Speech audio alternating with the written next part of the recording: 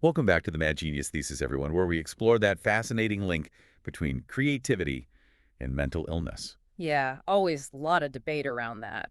So today, we are going to be diving deep into Driven to Distraction by Dr. Edward Hallowell. Ah, yes. A real pioneer, I think, in the world of ADHD. Absolutely.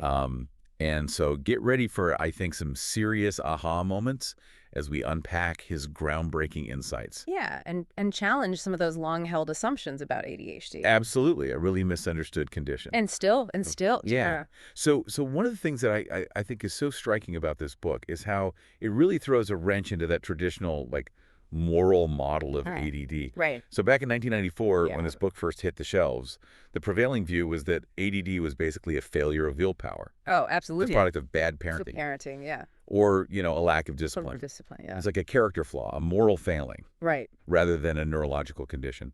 Absolutely. So interesting. And here comes Dr. Hallowell arguing that ADD has this biological and genetic basis, Yeah. challenging the status quo and, facing some serious backlash in the process. Oh, yeah. Oh, he talks about that. Yeah. He talks about this heated debate he had on NPR Oh, really? where he was practically attacked by another psychiatrist who just vehemently opposed this idea of ADD as a real diagnosable condition. Wow. It's fascinating to see kind of how the science and the societal perceptions were clashing at the time. Yeah, it's like this epic battle between these old ways of thinking and these new discoveries. Yeah. And it really sets the stage, I think, for that revolution in understanding that Dr. Hallowell helped spark. He really helped, yeah. Yeah. But what makes this book, I think, so powerful Yeah. is that it's not just a dry scientific treatise. It's Ruh-roh. deeply personal. Yeah. And he starts it off with his own aha moment. Yes, yeah, his own Like love. realizing that he has ADD himself. Right. Like here he is, This child psychiatrist fellow, child psychiatrist fellow at Harvard, very successful. never suspecting that he might have this learning disability. Yeah, I never even considered it. And then during a lecture by his professor, Dr. Elsie Freeman, Yeah. it clicks. It It's this moment of profound realization, and it completely changes the trajectory of his life. Yeah, yeah. Imagine that, discovering this fundamental truth about yourself, Yeah. this explanation for why you think and experience the world differently. Right, right. He describes it as the greatest aha moment of his life. Oh. And it really fueled this passion, his passion, to reach a wider audience, to help others understand and embrace the complexities of ADD. I can see that. And it's that personal connection, Yeah. right? It's that lived experience, I think, that makes Driven to Distraction so compelling. Yeah, yeah. He's not just observing from a distance, right? Right. He's in the trenches, grappling with the same challenges and triumphs as his patients. Absolutely. You can feel that. Okay, so we've got this groundbreaking book challenging the status quo. Yeah. And it's backed by this personal experience with ADD. Yeah. But here's where it gets even more interesting.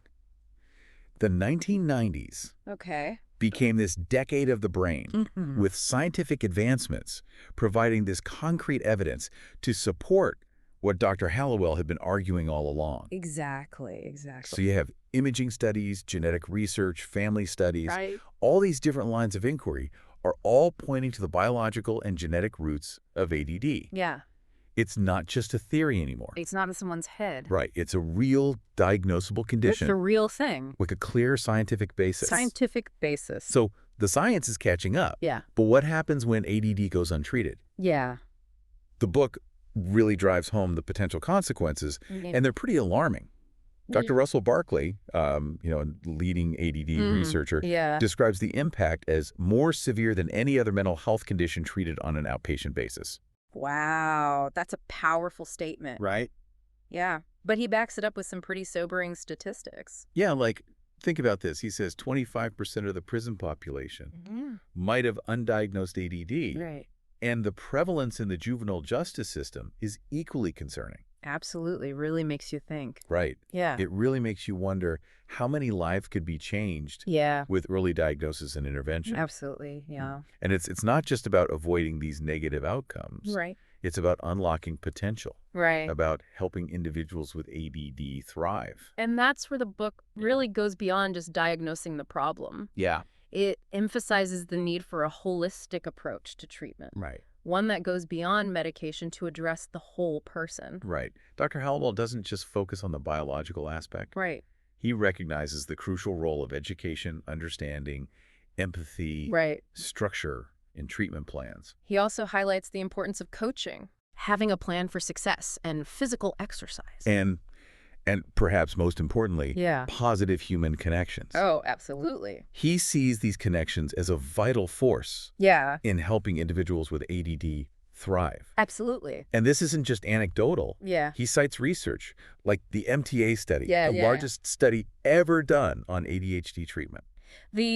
What's so interesting about that study Yeah. is that while it initially focused on the effectiveness of medication, follow-up studies showed that the kids who fared the best had one crucial thing in common. Yeah. They had strong, supportive relationships. In their lives. Yeah, that was the key. It really underscores this idea that treatment isn't just about managing symptoms. Yeah. It's about creating an environment where individuals with ADD can flourish. Absolutely. But to understand what treatment looks like in practice, Yeah.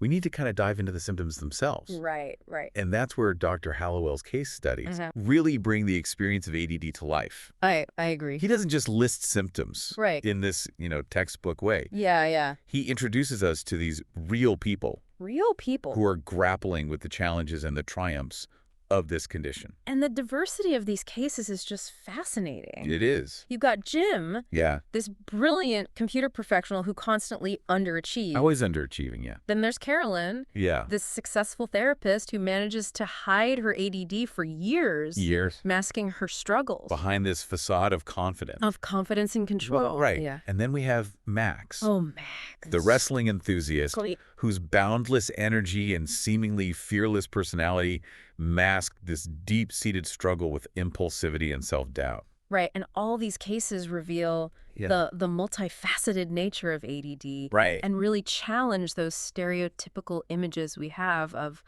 the quiet, inattentive daydreamer. Right. And what's particularly heartbreaking is that recurring theme of damaged self-esteem Self-image. and self-image. Yeah. These individuals, Often from a young age.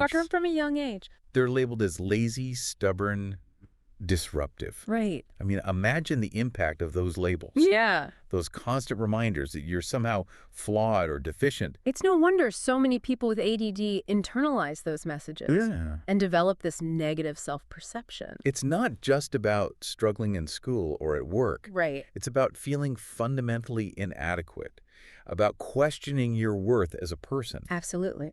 Yeah. And the book really captures that emotional toll of this experience. It's frustration. It's doubt. It's a self-doubt, yeah. The feeling of constantly falling short of expectations. But it's not just about this internal struggle. Right.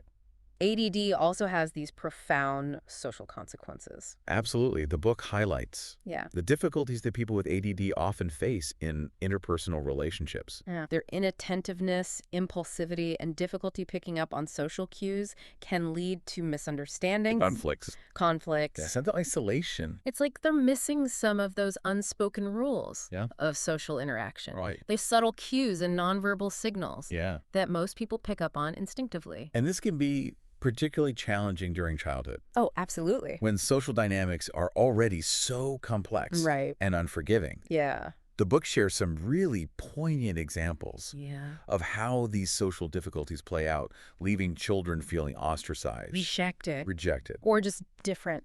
different. Yeah. So we've established that ADD is a real diagnosable condition with a biological basis. Yeah. And we've explored some of those personal, emotional, and social challenges it can present. Right. But how do you actually go about diagnosing it? Well, that's Yeah. where things get a bit tricky. Right. Because unlike some medical conditions that have clear-cut tests, Yeah. diagnosing ADD is more nuanced. Yeah. There's no single definitive test Right. that can provide a conclusive answer. So it's not as simple as taking a blood test Right. or getting an X-ray. No. It requires a more comprehensive approach, Absolutely. It's a careful consideration of an individual's history, their behavior Yeah. across different settings, and a comparison to their peers. Absolutely. And it often involves a team of professionals. Right. Psychologists. Psychiatrists, yeah. educators, all working together to gather information and make an informed diagnosis. Right. And that makes sense because ADD can manifest in so many different ways. so many ways. And it often overlaps with other conditions. Right. So it's not about simply checking off a list of symptoms. Right. It's about understanding the whole person. Yeah. That leads us to the various treatment options. And this is where driven to distraction really shines. It really does. Dr. Hallowell outlines this multifaceted approach that acknowledges the complexity of ADD and the need for these personalized treatment plans. Yeah. He discusses various options, including medication, education, Right. behavioral modification, psychotherapy, coaching. Yeah. And he's very clear that medication, while incredibly helpful for some individuals, is not a one-size-fits-all solution. Right. It's not about fixing the person. No, it's about giving them the tools and support they need to manage their symptoms. To live fulfilling lives. And live fulfilling lives. Absolutely. Yeah. Yeah. And he emphasizes the importance of finding the right medication. The right medication. Right dosage. The right dose. And the right dosing schedule. Dosing schedule, absolutely. Right. It's not as simple as just taking a pill and everything magically falls into place. No. He also talks about the different types of medications available, including stimulants, antidepressants, and other options that can be helpful for managing specific symptoms. Right. He also stresses the importance of addressing any co-occurring conditions. Like anxiety or depression. Anxiety or depression, which can often complicate the picture. Yeah. Yeah. Now, one of the things I really appreciate about Dr. Hallowell's approach is his emphasis on those practical strategies. Right. Those everyday tips and tricks that can make a real difference. Yeah, I like that. In managing the challenges of ADD. Yeah. He's not just talking theory. No. He's giving concrete advice on how to organize your time, manage distractions, improve communication, and build stronger relationships. And he provides these specific suggestions for parents, for teachers, employers, on how to create these supportive environments that help individuals with ADD thrive. Yeah, and he stresses the importance of patience. Understand empathy. Right. Yeah. ADD is not a choice. Not a choice. It's a neurological condition. Right. And it takes time. Time and effort. To learn how to manage its challenges. Right. And he also talks about self-care. Self-care, yeah. Right. Finding those healthy ways to cope with stress. Manage emotions. Right. And he reminds us. That ADD is not a life sentence. It's a different way of thinking. And with the right support. Yeah. Individuals with ADD can achieve incredible things. Incredible things, absolutely. Yeah. Yeah. Absolutely. Now, one of the most compelling aspects, I think, of Driven to Distraction is the way Dr. Hallowell delves into the family dynamics of ADD. Yeah. He introduces this concept of the big struggle. Which is so relatable for anyone who's ever been part of a family. Yeah. Touched by this condition. It's this cycle of frustration, blame, escalating conflicts that can arise. When a family member has ADD, right. Parents might feel overwhelmed by their child's behavior. Siblings might feel resentful. The individual with ADD might feel misunderstood and isolated. Absolutely, yeah. And Dr. Hallowell doesn't sugarcoat those challenges. No. He paints a very realistic picture of those tensions that can arise and the emotional toll that it can take on everyone involved. But he offers hope.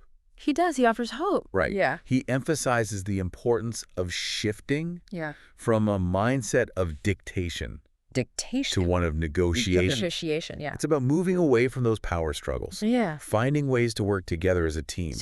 He provides practical strategies for families on how to establish clear expectations, negotiate agreements, and create a more supportive and understanding environment. And he encourages families to focus on the strengths of the individual with ADD. Yeah, and to celebrate their unique talents, some abilities, and to create opportunities for them to shine. Yeah. Yeah. It also reminds parents to take care of themselves. Yeah. To seek support. And to remember that they're not alone in this journey. No, not alone. And he stresses the importance of open communication. Absolutely. Creating a safe space where everyone can share their feelings and needs without fear of judgment. I like that. That's really important.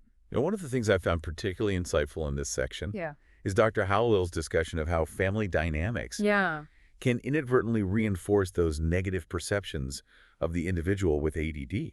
Yeah, he talks about how roles can become solidified. Yeah. Right? You have one child who's labeled as the problem child. Right. And others take on these roles of caretakers, peacemaker, or rebel. It's like this unspoken script that everyone follows, and it can be incredibly difficult.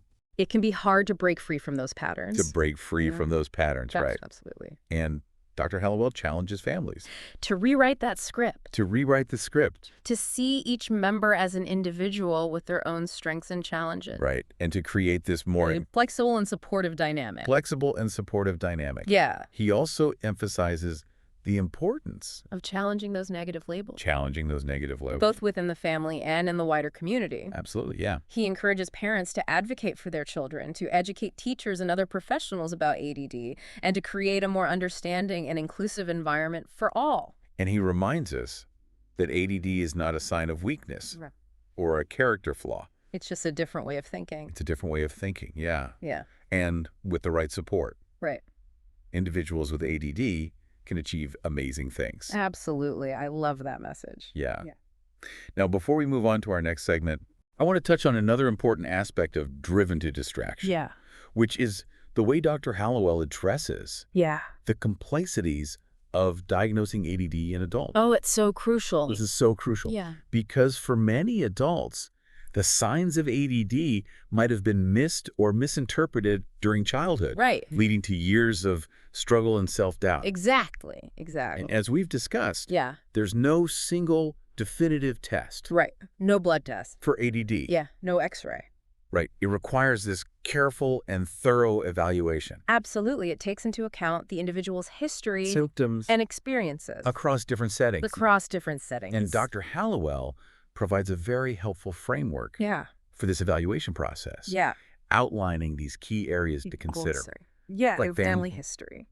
Developmental milestones, school experiences, work history, and interpersonal relationships. Yeah. He also emphasizes the importance of ruling out other possible conditions. Right. That might share similar symptoms, such as anxiety, depression, or learning disabilities. Absolutely.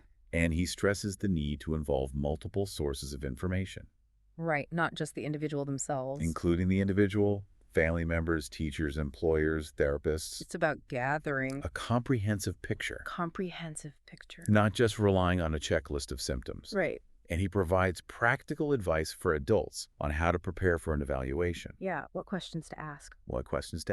And how to advocate for their needs. Now, one of the things I find particularly insightful in this section is Dr. Hallowell's discussion of the secondary psychological effects of ADD. Right. Particularly in adults who might have gone undiagnosed for years. Absolutely. So important. This is so important. Yeah. Because those years of struggle and misunderstanding can really take a toll. Yeah, they can. On self-esteem. Confidence, relationship. Imagine going through life. Yeah. Feeling like you're not quite measuring up. Right, like you're constantly disappointing yourself. Yeah, disappointing yourself and others. Without understanding why. Right.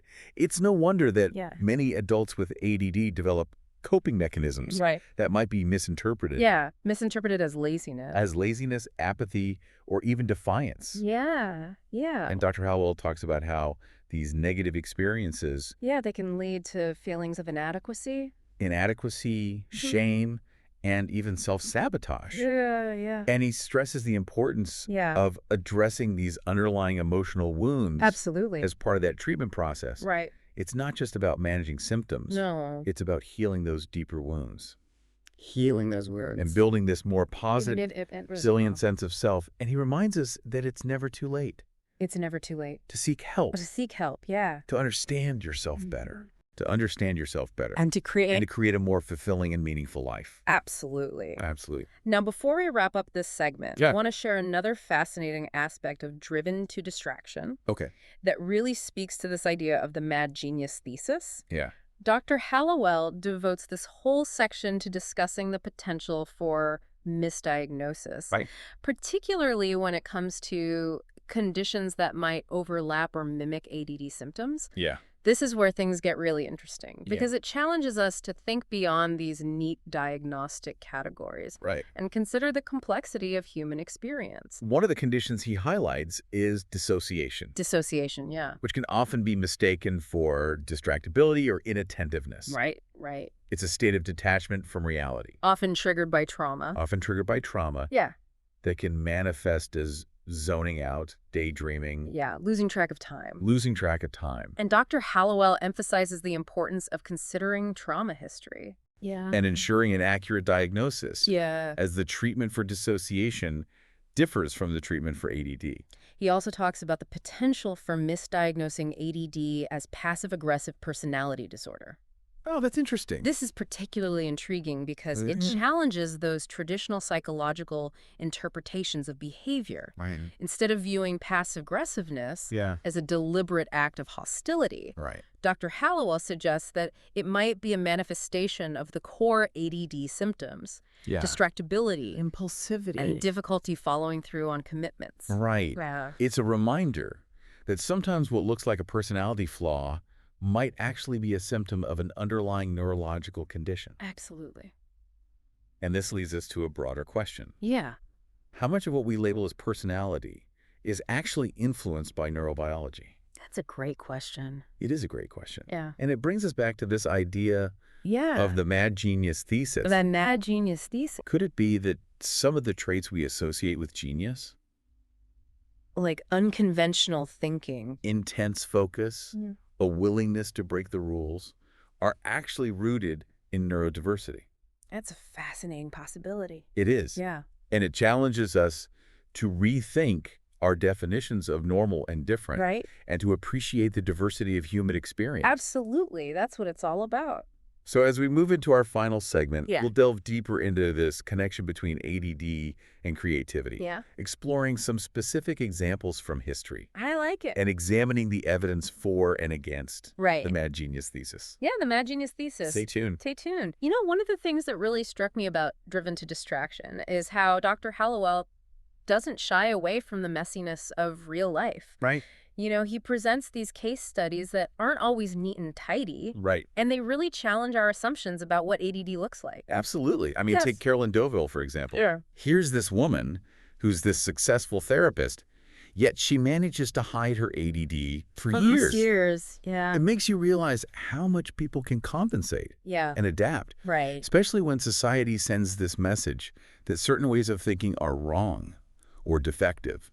It's almost like she had to create this whole other persona to navigate a world that wasn't built for her brain. Yeah. And what's so poignant is that when she finally seeks out Dr. Hallowell, it's not just for confirmation of her diagnosis. She's also looking for reassurance. Right.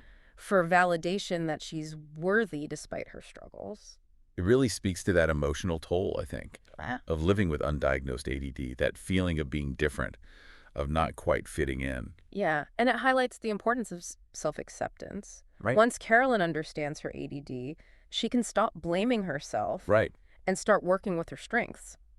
Instead of against them. Instead of against them, exactly. Right. Yeah. Her story is such a powerful reminder that success doesn't always look the way we expect it to. Right. And that there's no one right way to be. And then you have Max. Yeah, Max. The wrestling enthusiast. Right, who completely shatters that stereotype of the quiet, inattentive daydreamer. Yeah, this guy's full of energy. Always on the go, seemingly fearless. Right, but beneath that outward intensity, there's this struggle. There's this struggle to manage his impulses and a deep sense of insecurity. Max's case really underscores the diversity of ADD. Absolutely. It's not always about outward hyperactivity. Sometimes it's about this internal whirlwind of thoughts and emotions that's hard to control. Right. Yeah. And it makes you think about the importance of finding those healthy outlets for that ADD energy and intensity. Yeah, whether it's sports, music, art, entrepreneurship. Right. Anything that allows the individual to channel that energy in a productive and fulfilling way. It's like finding a way to make that intensity work for you. Yeah. Instead of against you.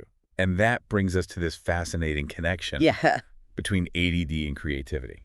Right. Dr. Hallowell argues That the same traits that can make life so difficult for people with ADD can also be the source of their out-of-the-box thinking and their innovative ideas. It's like this double-edged sword, right? Yeah. On the one hand, you have the distractibility. You have distractibility, the impulsivity. Difficulty following conventional paths. But on the other hand, you have this incredible ability to see connections. Right. To make these leaps of intuition, to generate these novel solutions. It reminds me of that story Dr. Hallowell tells about Carl. Oh, yeah, Carl. The boy who was misdiagnosed with this writing phobia. Right. His teachers and therapists were so focused on this perceived problem that they completely missed his natural talent for writing. Right. It wasn't until they stepped back and allowed him to express himself freely without the pressure of conforming to these rigid expectations that his creativity truly blossomed. It's a perfect example of how our attempts to fix or normalize what we perceive as different can actually stifle creativity and potential. I think that happens all the time. Yeah, absolutely. There's another story that really stuck with me about this adult patient who, in the middle of a deep conversation about his life challenges, suddenly gets completely distracted by the broken elevator in Dr. Hallowell's office. Oh, that's so funny. I know. Such a classic ADD moment. It is, and it's so relatable for anyone who's ever struggled to stay on track. Right, in a conversation. In a conversation, or follow a linear train of thought. Yeah, absolutely. But what I find so insightful is how Dr. Hallowell handles that situation. Yeah. He doesn't shame the patient or try to force him back to the original topic. Right. Instead, he gently redirects him, acknowledging the distraction. While also keeping the focus on what's most important in that moment. It's a subtle but powerful technique, I think. And it speaks to this larger point about therapy for ADD. Right. It's not about suppressing or controlling. It's about understanding, adapting, finding ways to harness the individual's strengths. And driven to distraction really emphasizes that ADD is not this monolithic entity. Right. It's a spectrum. It's a spectrum of experiences with different subtypes. And different ways that the condition can present itself. Right. There's no one-size-fits-all. There's no one-size-fits-all approach to treatment. Dr. Hallowell even uses this brilliant analogy of the blind man and the elephant. Oh, yeah. To illustrate this point, remember that story. Of course. Yeah. Yeah. So each blind man encounters a different part of the elephant, the trunk, the leg, the tail. Yeah. And comes away with this completely different understanding of what it is. And it's the same with ADD. Right. We might focus on this one particular symptom or cluster of symptoms. And miss the bigger picture. Yeah, exactly. It's so crucial to gather information from multiple sources, observe the individual in different settings. Yeah, and take into account their unique history, strengths, and challenges. It's about seeing the whole person. Not just the label. Absolutely. And when it comes to treatment, Dr. Hallowell stresses the need for this multifaceted approach. Yeah. He talks about medication, education, modification, psychotherapy, coaching, and the importance of family involvement. And he makes it very clear that medication, while incredibly helpful for some, it's not a magic bullet. It's not a magic bullet. It's one piece. It's one piece of the puzzle. Right. And it needs to be part of a comprehensive plan that addresses the individual's specific needs. Right. Yeah. He also talks about the importance of addressing any co-occurring conditions. Right, like anxiety or depression. Which can often make the picture even more complex. Right. But beyond those formal treatment approaches. Yeah, Dr. Hallowell offers some really practical, down-to-earth strategies. I love that about the book. Yeah. He gives concrete advice. He does. On things like organizing your time, managing distractions. Right, improving communication. And he doesn't just talk about these strategies in a vacuum. Yeah. He provides those specific suggestions for parents, teachers, and employers. Yeah, for everyone. On how to create these supportive environments that help individuals with ADD thrive. And I think that's so important because it takes a village. It does. It really does. Yeah. It's like he's giving us a roadmap. Yeah. For not just managing ADD, but for creating a world that's more understanding and inclusive. Of neurodiversity. Yeah. Yeah. And that brings us to one of the most powerful and I think relatable aspects of Driven to Distraction, which is his exploration of family dynamics. Family dynamics, right? He introduces this concept of the big struggle. The big struggle, yeah. Which so perfectly captures those complexities and challenges that families touched by ADD often face. It's that cycle of frustration, blame, and escalating conflict. That can emerge when a family member has ADD. Yeah. Parents might feel overwhelmed. Siblings might feel resentful. Right. And the individual with ADD might feel misunderstood. Misunderstood and isolated. Absolutely. And Dr. Hallowell doesn't shy away. No, he doesn't. From the difficult realities of this big struggle. He acknowledges that emotional toll it can take on everyone involved. But he also offers hope. He does. Right. Yeah. He emphasizes this importance of shifting from a mindset of dictation to one of negotiation. Right, working together. Yeah. Instead of getting caught in those power struggles. Yeah. He encourages families to find ways to work together as a team, establish clear expectations, and negotiate agreements. Yeah, agreements that everyone can live with.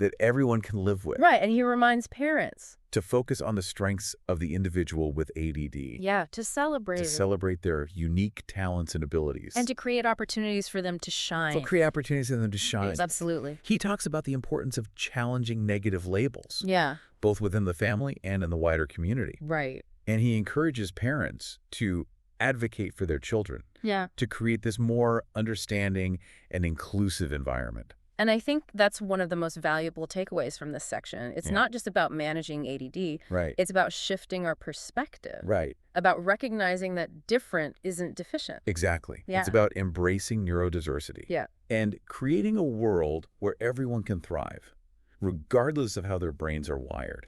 I love that. Now, before we move on to our final segment, I want to circle back to something we touched on earlier, which is those complexities of diagnosing ADD in adults. Oh, that's so crucial. So crucial because for so many adults. The signs of ADD might have been missed or misinterpreted during childhood. Right, and as we've discussed, there's no single definitive test. Right. No blood test. For ADD. No x-ray. Right. It requires a comprehensive evaluation that takes into account. Absolutely takes into account. The individual's entire life history. Yeah. Their current symptoms. And their experiences across different settings. Yeah. And Dr. Hallowell provides this really helpful framework for this evaluation process, outlining key areas to consider, like family history, developmental milestones, school experiences, work history, and interpersonal relationships. And he also emphasizes the importance of ruling out other conditions that might share similar symptoms. Right, like anxiety, depression, learning disability. Learning disabilities, yeah. And it's not just about the individual self-report. Right. Dr. Hallowell stresses the need to gather information from multiple sources, family members, teachers, employers, therapists. It's about seeing the whole person. Not just the label. One of the things that really struck me in this section was Dr. Hallowell's discussion of the secondary psychological effects of ADD. Right. Particularly in adults who might have gone undiagnosed for years. Absolutely. So imagine going through life, feeling like you're constantly falling short, like you're not quite measuring up, without understanding why. Right. And those years of struggle and self-doubt. They can leave deep emotional scars. They can. Absolutely. Dr. Hallowell talks about how these negative experiences can lead to feelings of inadequacy. Shame, and even self-sabotage. And he emphasizes the importance of addressing those underlying emotional wounds as part of the treatment process. Absolutely. Right. It's not just about managing symptoms. It's about healing those deeper wounds. And building a more positive. And resilient sense of self. Exactly. And he reminds us that it's never too late. No, it's never too late. To seek help. To understand yourself better. And to create a more fulfilling and meaningful life. I love that message. Absolutely. But one of the things that makes Driven to Distraction so thought-provoking, I think, is that it goes beyond just diagnosis and treatment. Right. It challenges us to reconsider our assumption about what constitutes normal and abnormal when it comes to brain function. Right. And this is where we get into that fascinating territory of misdiagnosis. And that potential for conditions like dissociation. To be mistaken for ADD. Yeah. Dissociation. Right. That state of detachment from reality. Right. Often triggered by trauma. Can manifest in ways that look a lot like distractibility or inattentiveness. Absolutely. And Dr. Hallowell really stresses the importance of considering trauma history and making sure we're getting an accurate diagnosis, because the treatment for dissociation is very different from the treatment for ADD. Very different. He also brings up the potential for misdiagnosing ADD as passive-aggressive personality disorder. Oh, that's interesting. Which I found particularly interesting. Me too. It challenges that traditional view of passive-aggressiveness. As a deliberate act of hostility. Right. Dr. Hallowell suggests that it might actually be a manifestation of core ADD symptoms. Distractibility. Impulsivity and difficulty following through on commitments. It's a reminder that sometimes what looks like a personality flaw might actually be a symptom of an underlying neurological condition. And it raises a broader question.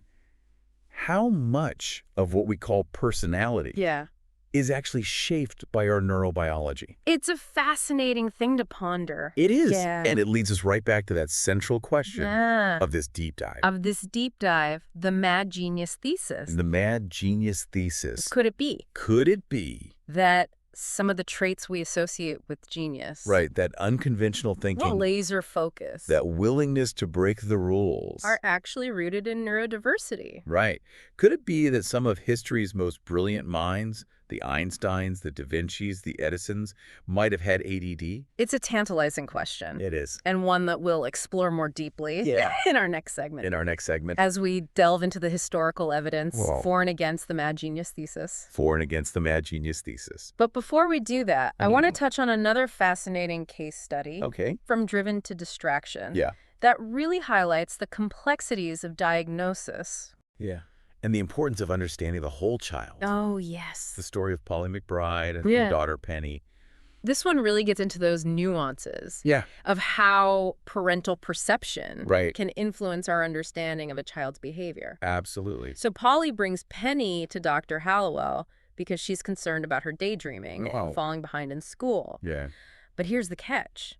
Penny's parents don't actually see her behavior as a problem. They describe her as a dreamer. A creative soul. Who gets lost in her imagination. And what's interesting is that Dr. Hallowell picks up on this right away. He observes Penny. He observes Penny in the classroom where she's clearly struggling to focus. And then he talks to her parents.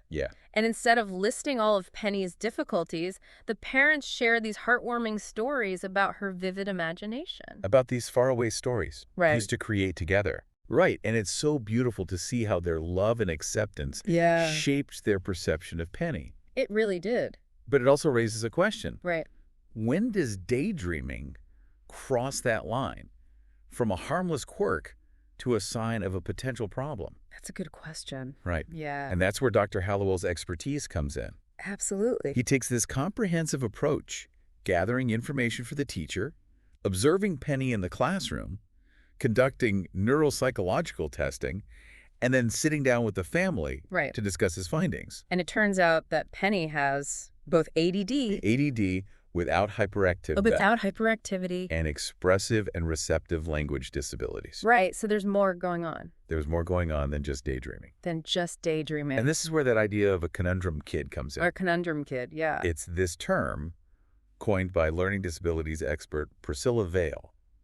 To describe children who don't fit neatly into any diagnostic box. Yeah, they might have this mix. They might have a mix of learning difficulties, behavioral challenges. Emotional struggle. That make it difficult to pinpoint a single cause or diagnosis. And Penny's a perfect example of this. She is. Her ADD and language disabilities were intertwined. Making it even more challenging. To identify and address her specific needs. And I love how Dr. Hallowell emphasizes that ADD can exacerbate learning problems. It's like having two strikes against you. You're struggling to focus and process information. Which makes it even harder to learn and keep up in school. He makes this great analogy. To nearsightedness. You might have the potential to see clearly, but you need the right tools, like glasses.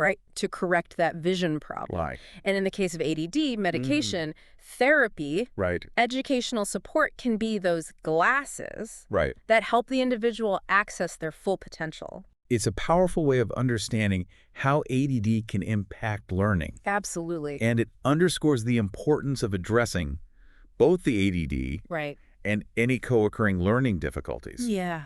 It also brings us back to that central question. To the central question of the Mad Genius Thesis. The Mad Genius Thesis. Could it be that some of the most brilliant minds throughout history, the ones we label as geniuses, actually had ADD? It's a fascinating thought, isn't it? It is. While we can't go back in time and diagnose historical figures, we can look at the patterns in their lives, their struggles. Their eccentricities. And see some striking similarities to the experiences of individuals with ADD today. Absolutely. And that's what makes this whole exploration so intriguing. We're not just talking about a diagnosis. We're talking about a different way of thinking, a different way of experiencing the world. That can lead to both extraordinary challenges and extraordinary gifts. Yeah. Absolutely. All right, it's time to shift gears and tackle that big question head on. Yeah. Is there a link between ADD and genius? Right. Let's dive into that historical evidence and see what we can uncover. So we've explored the ins and outs of ADD, its challenges and even its potential upsides. But now let's tackle that elephant in the room, or maybe the genius in the room, right? Could this condition that makes it so hard to sit still, to focus, also be the secret sauce behind some of history's greatest minds? It's a question that's both intriguing and kind of mind-blowing. Yeah. It's like looking back through time with this new lens, noticing patterns and connections we might have missed before. And what's fascinating is that Dr. Hallowell doesn't just throw out this Mad Genius Thesis as some wild speculation. He actually dives into specific examples, pointing to individuals whose lives and accomplishments suggest a possible link between ADD and extraordinary creativity. One of the most obvious examples is Albert Einstein. Of course. Right? Yeah. I mean, here's a man who revolutionized our understanding of the universe. Yeah. But who also struggled in traditional learning environments. Right. Yeah. And was known for his unconventional thinking. And his almost childlike curiosity. Right, exactly. Yeah. And it wasn't just Einstein. No. Dr. Hallowell brings up a whole host of other brilliant minds who might fit this mad genius profile. Right. So you have Leonardo da Vinci. With his boundless energy and this ability to just leap between art, science, and engineering. Yeah. And Thomas Edison, the tireless inventor who was constantly experimenting and pushing the boundaries of what was possible. Yeah. And then you have Winston Churchill. The brilliant strategist and orator who struggled with impulsivity and this tendency to go against the grain. It's almost like you can see these threads of ADD woven throughout their lives, right? Yeah, the distractibility. The impulsivity, that difficulty conforming to conventional expectations. But also this incredible drive. This passion, this ability to see the world in a completely different way. Exactly. And what's so important to remember, I think, is that Dr. Hallowell isn't suggesting that everyone with ADD is a genius. Or that all geniuses had ADD. It's more nuanced than that. Much more nuanced. It's about recognizing that the same traits that can create challenges for individuals with ADD can also, under the right circumstances, fuel this extraordinary creativity and innovation. It's like these traits are both a blessing and a curse. It's a blessing and a curse, yeah. It depends on how they're channeled. How they're supported, how the individual learns to navigate a world that doesn't always understand or appreciate their unique way of being. And that's what makes this exploration of the Mad Genius Thesis so important. It's not about romanticizing mental illness or suggesting that it's somehow a prerequisite for genius. It's about challenging our assumptions. Expanding our understanding of human potential. And recognizing that neurodiversity is a valuable asset. It's not something to be feared or suppressed. It's about creating a world where everyone can thrive. Regardless of how their brains are wired. So, as we wrap up this deep dive into Driven to Distraction and the Mad Genius Thesis, here's a final thought to leave you with. What if we shifted our focus from trying to fix what we perceive as different to appreciating the unique strengths and perspectives that neurodiversity brings to the table? What if we created a world that celebrated those who think outside the box? Who challenge the status quo? Who see the world through a different lens? What if instead of trying to fit everyone into the same mold, We embraced the beautiful tapestry of human minds. That's a world I would love to live in. Me too. Thanks for joining us on this journey of exploration, listeners. It's been a pleasure. We'll see you next time on the Mad Genius Thesis.